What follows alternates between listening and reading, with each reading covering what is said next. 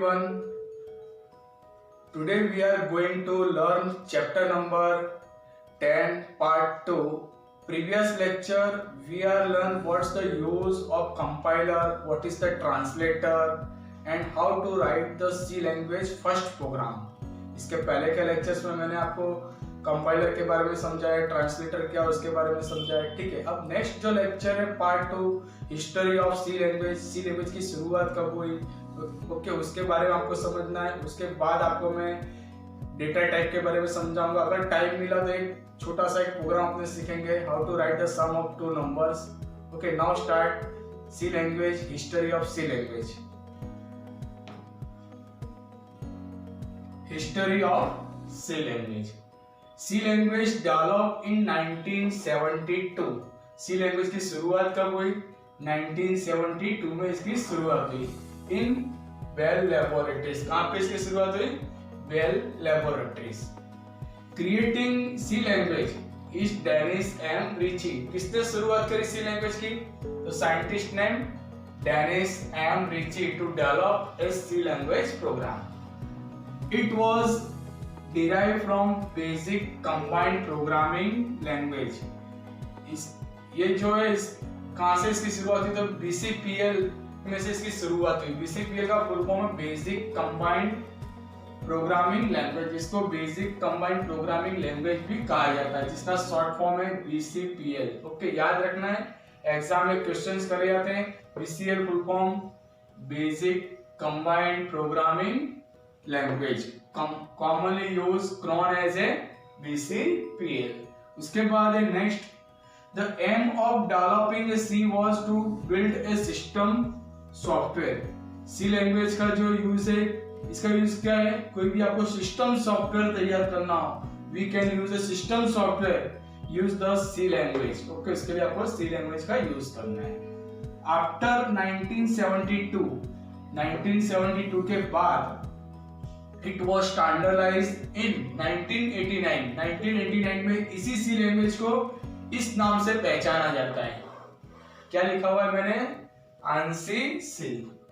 किस नाम से पहचाना जाता है? ANSI C के नाम से इसे पहचाना जाता है, जिसका फुल फॉर्म है ANSI का फुल फॉर्म है American national standard institute.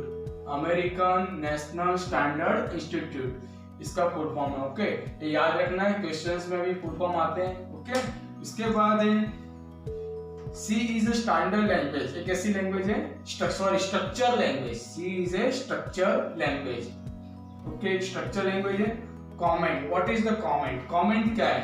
Comment यानी कि जैसे कि सी लैंग्वेज में आपको कोई भी नोट्स लिखना हो, जैसे आप कोई प्रोग्रामिंग लिख रहे हो, ठीक है, कोई भी पर्सन अगर आपका प्रोग्राम ओपन करके देख रहा है तो उसको कुछ कमांड समझ में नहीं आ रहा, तो कमांड्स के बारे में आपको कुछ नोट्स लिख के रखना हो जो प्रोग्रामिंग के अंदर उसको प्रोग्रामिंग में उसको कन्वर्ट ना करे। ओके प्रोग्रामिंग में उसको कन्वर्ट ना करे, उसको इग्नोर करे, तो कुछ भी आपको कमेंट्स लिखना हो तो कमेंट्स लिखने के लिए it is a enclosed within the, इस तरह से आपको कमेंट लिखा है। ये जो ब्रैकेट है, सॉरी ये जो है स्लैश, ठीक है, फॉरवर्ड स्लैश में आपको इस तरह से कमेंट लिखना है। स्टार एंड स्टार्स के बीच में आप कुछ भी आप लिख सकते हो, जैसे कि मैंने प्रिंट टैब लिखा था। What's the use of print tab? Print tab is a output function. तो इस तरह से मुझे कुछ भी नोट्स लिखना हो तो मैं यहाँ पे स्लैश और ये स्लैश, ये दोनों के बीच में मैं जितनी 2-3 लाइन, जितनी मेरे को लाइन का कमेंट्स लिखना हो तो मैं कमेंट्स टाइप कर सकता हूँ। Okay the text is enclosed between slash and slash. Text इसके बीच में आप एक कमेंट्स आप लिख सकते हो। ओके तो कमेंट्स लिखने के लिए आपको याद रखना है कि what is the comments command. तो ये है कमेंट के कमांड स्लैश एंड स्लैश, इसके बाद स्टार और लास्ट में स्टार, दोनों के बीच में आपको कमेंट टाइप करना है। ओके उसके बाद देखते हैं symbolic constant. What is the symbolic constant? Symbolic constant क्या है? To use such symbolic constant in our program we use hash define। symbolic constant को किस तरह से लिखा जाता है? तो इसके लिए आपको hash define का यूज करना है। किसका यूज करना है? hash define is known as a pre processor directive, इसको क्या कहा जाता है, प्री प्रोसेसर डायरेक्टिव भी कहा जाता है।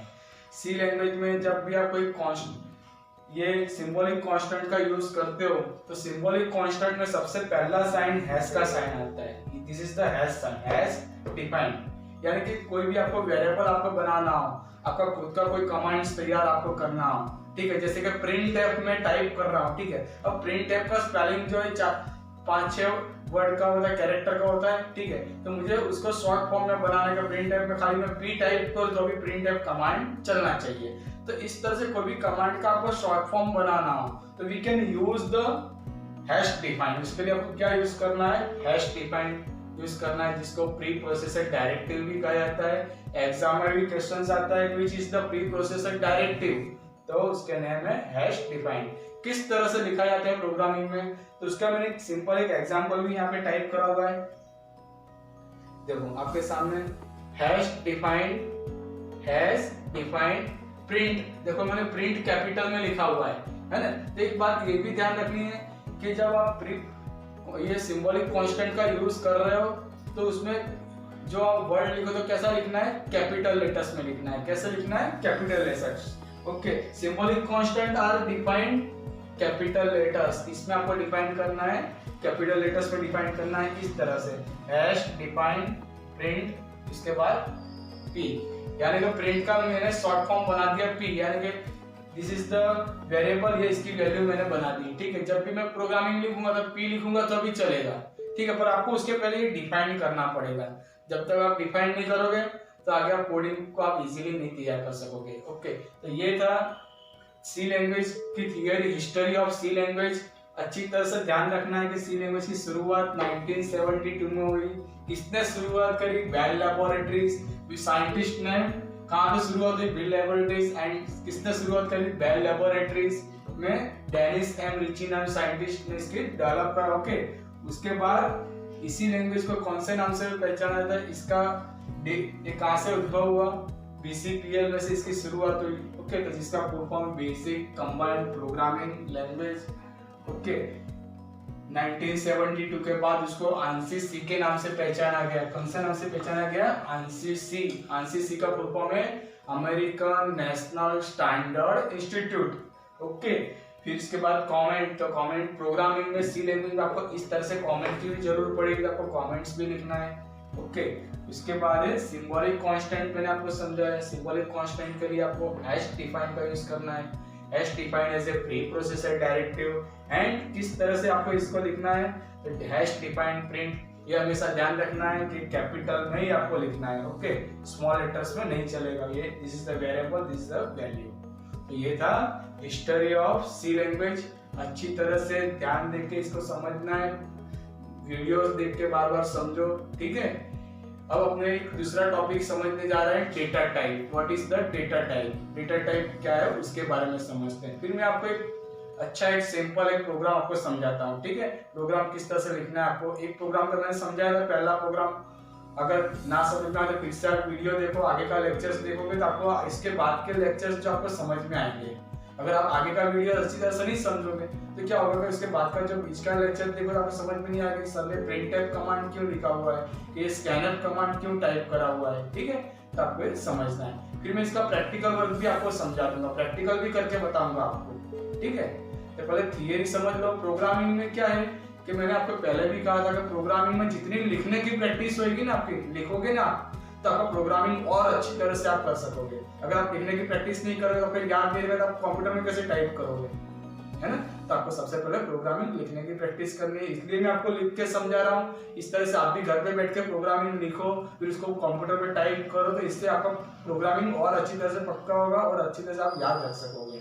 ओके, तो आपने समझ नहीं आता डेटा टाइप, डेटा टाइप क्या है उसके बारे में समझना है, और उसके बाद अपने प्रोग्रामिंग समझेंगे, ठीक है, जिससे आप प्रोग्रामिंग इजीली कर सको।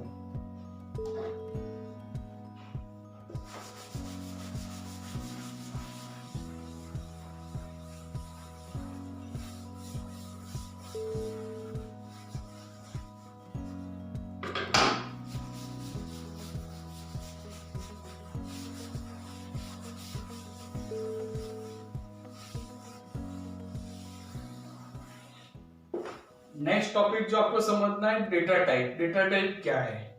What is the data type?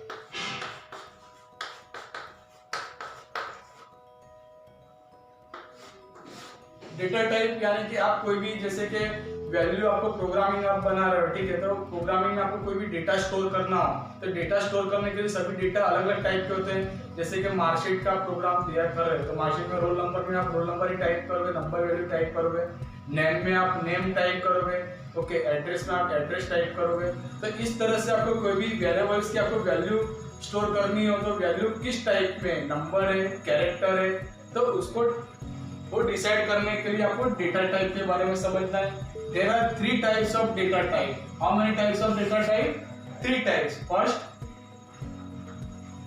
Integer, second character and third float. Okay, ये 3 टाइप्स के डेटा टाइप है, integer, character and float. 3 types of data type. Integer data type we can use a store a integer value. किस तरह की value store करने के लिए use करा जाता है? Integer value. Example 27, 27.5, this is the integer value.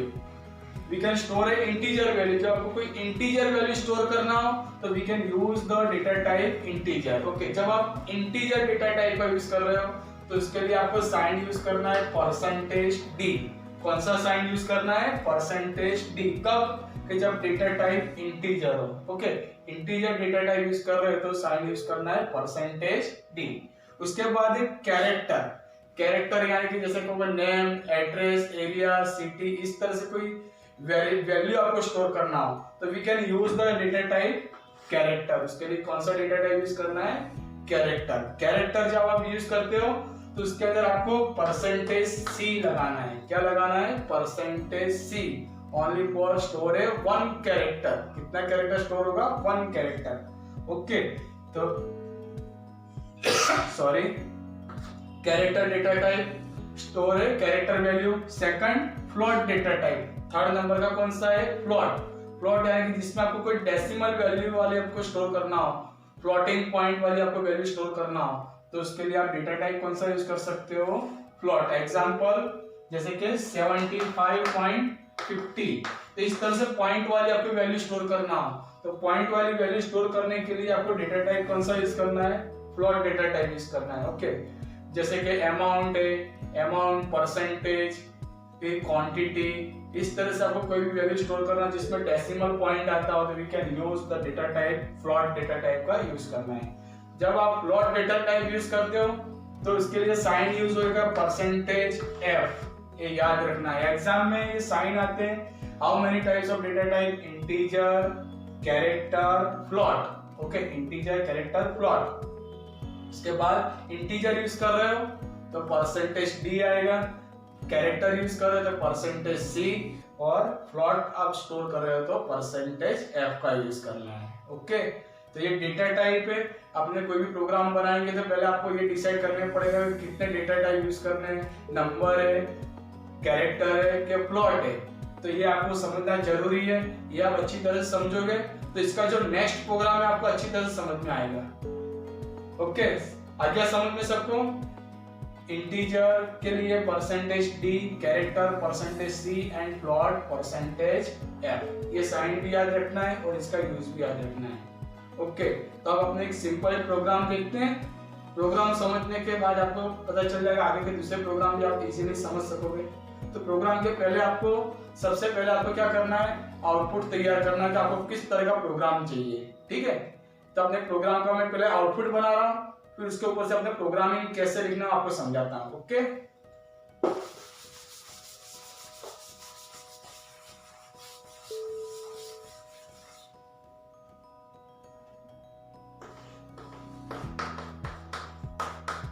एक आउटपुट ड्रॉ कर रहे हैं।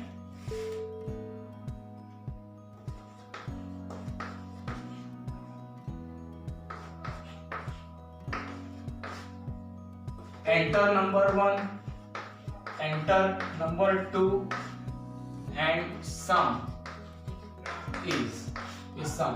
क्वेश्चन अपने लिखते हैं। ये क्वेश्चन तैयार कर रहे हैं।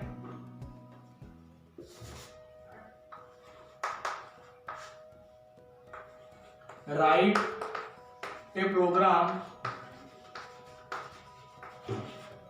सम of two number in C language.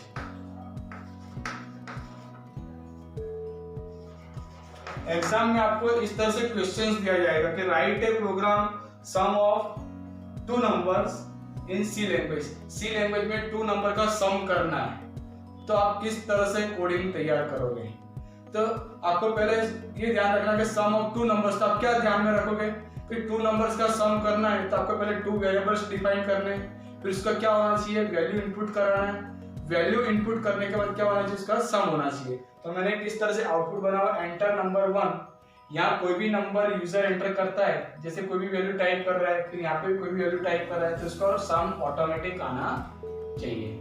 Okay, तो इसका प्रोग्राम फर्स्ट प्रोग्राम है सी लैंग्वेज का, ठीक है। तो अच्छी तरह से समझना है। इसमें आपको सबसे पहले ये समझ लेना है, प्रिंटफ मैंने आपको पहले भी समझाया था। Printf as a output function, एक ऐसा फंक्शन है, आउटपुट फंक्शन है कि कोई भी मैसेज, कोई भी सेंटेंस कुछ भी आपको प्रिंट करना हो तो उसके लिए प्रिंटफ का यूज कर सकते हो। और जैसे कोई वैल्यू आपको इनपुट कराना है, इसमें आपको कुछ वैल्यू इनपुट करनी है, तो वैल्यू इनपुट कराने के लिए फंक्शन यूज करना है स्कैनफ।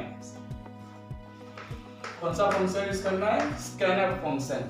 स्कैनफ फंक्शन से आप कोई भी वेरिएबल की वैल्यू आप इनपुट कर सकते हो, ठीक है। तो इसमें दो फंक्शन के यूज करने, एक printf and second scanf. Printf से आप प्रिंट करा सकते हो और स्कैनफ से आप वैल्यू इनपुट करा सकते हो। ओके, तो वैल्यू आपको इनपुट कराना हो तो we can use a scanf function, और कोई भी मैसेज प्रिंट करना हो तो we can use a printf function. तो इस प्रोग्राम में ये दो कमांड का यूज करना है। ओके, तो अपने स्टार्ट करते हैं। सबसे पहले आपको कमांड लिखना है, हैज इंक्लूड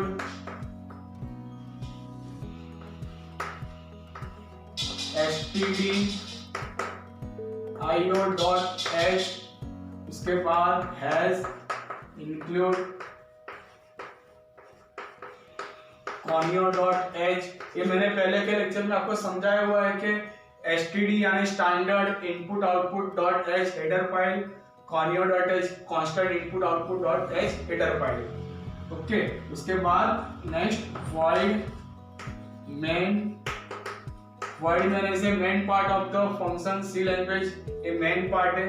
ओके, उसके बाद ओपनिंग ब्रैकेट, कितने नंबर का सम करना है, टू नंबर का सम करना है ना, उसके लिए आपको टू वेरिएबल्स बनाने हैं, दोनों इंटीजर है, इंटीजर वैल्यू इनपुट करानी है, तो इसके लिए आपको डिफाइन करना है इंटीजर नंबर 1 कॉमा num2, और तीसरा क्या होना चाहिए, इसका सम होना चाहिए, तो सम इज इक्वल टू 0 और लास्ट में सेमीकोलन का साइन।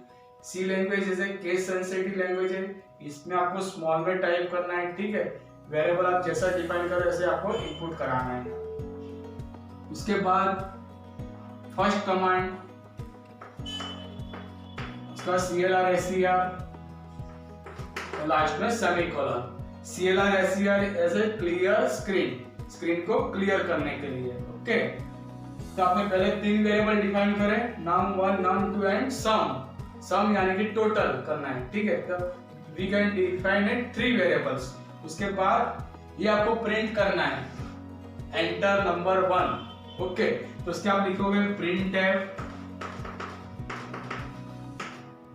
यहाँ printf फिर bracket ended comma enter number 1, फिर यहाँ bracket ended comma complete bracket और लास्ट में सेमीकोलन। ओके, उसके बाद ये प्रिंट हो गया। फिर इसमें जैसे कि आपको वैल्यू इनपुट कराना है, मैंने टाइप करा 50। ओके, तो वैल्यू इनपुट कराने के लिए आपको लिखना है स्कैनफ। कौन सा फंक्शन यूज करना है, स्कैनफ, जो अभी मैंने आपको यहाँ पे समझाया ना, स्कैनफ फंक्शन। स्कैनफ फिर ओपनिंग ब्रैकेट, ये वैल्यू आप कब टाइप कर सकोगे, इससे सिर्फ प्रिंट होगा, ठीक है, वैल्यू इनपुट नहीं होगी। तो वैल्यू इनपुट करने के लिए आपको कमांड यूज करना है scanf as a input function. Scanf inverted comma, किस तरह का वेरिएबल है, इंटीजर है ना, इंटीजर डिफाइन करा हुआ है तो इंटीजर के कौन सा साइन यूज होगा, परसेंटेज डी। तो यहाँ पे आपको लिखना है परसेंटेज डी, फिर इनवर्टेड कॉमा कंप्लीट, फिर कॉमा, इनवर्टेड कॉमा कंप्लीट कर कॉमा, फिर एड्रेस ऑफ वेरिएबल, किसमें वैल्यू स्टोर होनी चाहिए इसकी, तो यहाँ जो वेरिएबल्स का नेम है सेम वैसे ही आपको यहाँ लिखना है एंड का साइन NO1 ब्रैकेट कंप्लीट और लास्ट में सेमीकोलन। अब ये ध्यान रखो स्कैनर परसेंटेज डी यानी कि इंटीजर डेटा टाइप इसलिए आपने परसेंटेज डी लिखा, ठीक है। फिर इनवर्टेड कॉमा कंप्लीट, फिर कॉमा, ये एंड का साइन है, this is the and sign, okay. Address of variable name, किस वेरिएबल में वैल्यू स्टोर करनी है, तो नाम हुआ, तो यहाँ जैसे आपने स्मॉल लिखा हो वैसे ही आपको यहाँ पे टाइप करना है, ठीक है। यहाँ अगर आपने स्मॉल लिखा यहाँ कैपिटल करोगे तो variable not found, variable not defined, इस तरह से मैसेज आएगा, ठीक है। तो जैसा यहाँ लिखा वैसे ही आपको यहाँ टाइप करना है, फिर ब्रैकेट कंप्लीट और लास्ट में सेमीकोलन का यूज करना है, ओके। उसके बाद फिर से आपको दूसरा प्रिंट कराना है ना, इसलिए फिर से आपको लिखना है print F enter number 2 last में सेमीकोलन, ओके। तो ये प्रिंट हो गया सेकंड लाइन। अब उसमें आपको वैल्यू इनपुट करनी 20, तो 20 लिखने के लिए फिर से आपको कौन सा फंक्शन यूज करना है, स्कैनर। तो यहाँ आपको टाइप करना है स्कैनर परसेंटेज डी। क्यों परसेंटेज डी यूज कर रहे हैं, we can define data type integer, आपने कौन सा डेटा टाइप डिफाइन करा हुआ है, इंटीजर। तो यहाँ आपको परसेंटेज डी लिखना है एंड num2 यानी ये वेरिएबल में स्टोर होनी चाहिए, तो यहाँ आपको एंड का साइन लगाना है, एंड का साइन खास लगाना है जिसको एम्परसेंड कहा जाता है, एड्रेस ऑफ वेरिएबल नेम। यहाँ वेरिएबल की वैल्यू आपको स्टोर करके यहाँ लिखना है NO2 ब्रैकेट कंप्लीट और सेमीकोलन, ओके। ये दोनों इनपुट हो गए। फिर क्या होना चाहिए, दोनों का सम प्रिंट होना चाहिए ना, सम आपको खुद को नहीं करना है, सम ऑटोमेटिक होना चाहिए, तो ही प्रोग्राम बना हुआ कहलाएगा, ठीक है। तो आपको सबसे पहले सम जो वेरिएबल है वही का वही यहाँ पे लिखना है, सम इज इक्वल टू, देखो यहाँ वेरिएबल के नेम एक जैसे हैं, है ना। तो जो वेरिएबल यहाँ डिफाइन करा हुआ आपको यहाँ पे लिखना है sum is equal to num1 plus num2। यहाँ पे आपको लिखना है num1 प्लस num2 लास्ट में सेमीकोलन, ओके। तो कैलकुलेशन हुआ, कैलकुलेशंस होने के बाद उसको आपको प्रिंट कराना है सम इज, ओके। तो ये प्रिंट करके फिर से आप लिखोगे प्रिंट परसेंट, यहाँ लिखना है सम इज। अब देखो ये आपको टाइप नहीं करना, ये ऑटोमेटिक आना चाहिए, तो इसके लिए आपको कैसी वैल्यू होगी, इसका आंसर क्या आएगा, 70 आएगा। तो 70 इंटीजर वैल्यू है, तो आपको यहाँ परसेंटेज डी लिखना है, percentage D inverted comma complete, फिर क्या प्रिंट होना चाहिए, तो कॉमा करके यहाँ लिखना है सम ब्रैकेट कंप्लीट और सेमीकोलन। इस तरह से आपको लास्ट में ये लिखना है, ठीक है। सम इज परसेंटेज डी, क्यों परसेंटेज डी लिखा हुआ है कि डेटा टाइप इंटीजर है, और उसके बाद ब्रैकेट कंप्लीट और लास्ट में यहाँ देखो एंड का साइन नहीं आएगा। एंड का साइन कब लग रहा है, ये जो एंड है, एंड का साइन कब यूज करना है कि जब आपको कोई वैल्यू इनपुट कराना हो तभी आप एंड का साइन यूज कर सकोगे, जैसे कि मैंने स्कैनएफ में लिखा हुआ है, ओके। तो यहाँ परसेंटेज जब आप कोई वैल्यू प्रिंट करा रहे हो कैलकुलेशंस की, तो उसके लिए आपको एंड का साइन नहीं लगाना है, ओके। तो यहाँ देखो मैंने लगाया नहीं है, सम फिर लास्ट में सेमीकोलन। उसके बाद ये जो ब्रैकेट है यहाँ से आपको यहाँ क्लोज करना है, लास्ट में गेट ch और bracket opening and closing, okay. तो ये प्रोग्राम, ये आउटपुट है, आपको एग्जाम में क्वेश्चंस या तो आपको आउटपुट दिया जाएगा और आपको ये कोडिंग इस तरह से लिखना है, पूरा प्रोग्राम रन होना चाहिए, ओके। समझ में आ गया किस तरह से प्रोग्रामिंग स्कैनएफ की यूज कर रहे हैं, ओके। तो ये प्रोग्राम की आपको लिख के प्रैक्टिस करना है। मैंने आपको सम ऑफ 2 नंबर्स का प्रोग्राम समझाया, ठीक है। आपको इसी तरह से मल्टीप्लिकेशन ऑफ 2 नंबर्स, 4 नंबर्स का आपको सम का प्रोग्राम लिखो, तो आप लिखने की प्रैक्टिस करोगे तो आप प्रोग्रामिंग अच्छी तरह से कर सकोगे, ठीक है। तो एक ये प्रोग्राम था सम ऑफ 2 नंबर्स, इसका मैं प्रैक्टिकल भी आपको बता दूंगा किस तरह से करना है, थियरी आपने देख लिया किस तरह से लिखना है, okay. We will continue next lecture. Bye. Yeah.